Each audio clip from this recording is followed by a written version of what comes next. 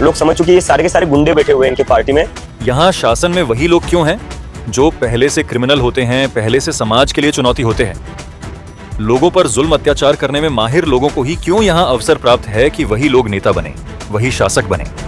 आपके मन में सवाल क्यों नहीं आता कि जो पहले से समाज सेवी हैं, इंसानी हमदर्दी जिसकी प्रवृत्ति का हिस्सा हैं, वही क्यों नहीं बन पाता इस देश में शासक या नेता, जिससे कम से कम इतना तो तय था कि वो देश सेवा निश्चित रूप से करेगा, चालाकी चतुराई से देश का नुकसान नहीं करेगा?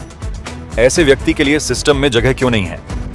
सवाल क्यों नहीं आता आपके मन में सीना तानकर स्टैंडिंग न्याय व्यवस्था जो इन्हीं लोगों की खून चूस चूस कर मौज मस्ती में जिंदगी जी रही हैं, मगर इन लोगों की मौलिक हक के लिए एक शब्द क्यों नहीं बोलते?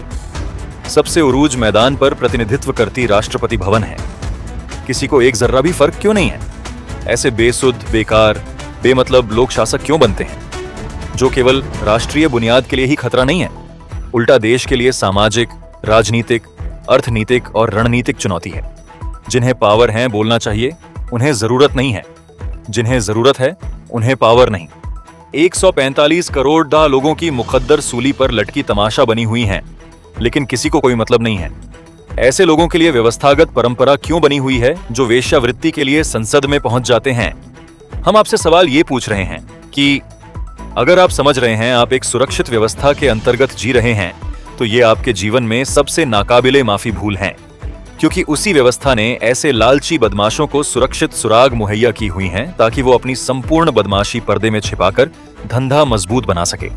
और इसी मौके ने हर डाकू, गुंडे, बदमाशों को आपके मुकद्दर लिखने का ठेका दे रखा है।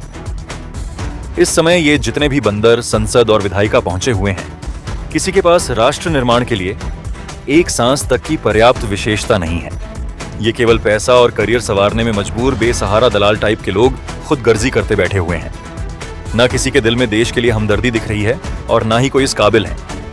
इसीलिए कुल मिलाकर जितने भी हैं, सब के सब निकम्मे हैं, निष्क्रिय हैं। राष्ट्रीय नुकसान के अलावा इनसे कुछ हासिल नहीं होना है और इसी तर्क पर इन सबको पकड़कर कहीं बंद कर देना चाहिए और देश के लिए राष्ट्रहित समझने वाले काबिल लोगों को शासक मुकर्रर करना चाहिए।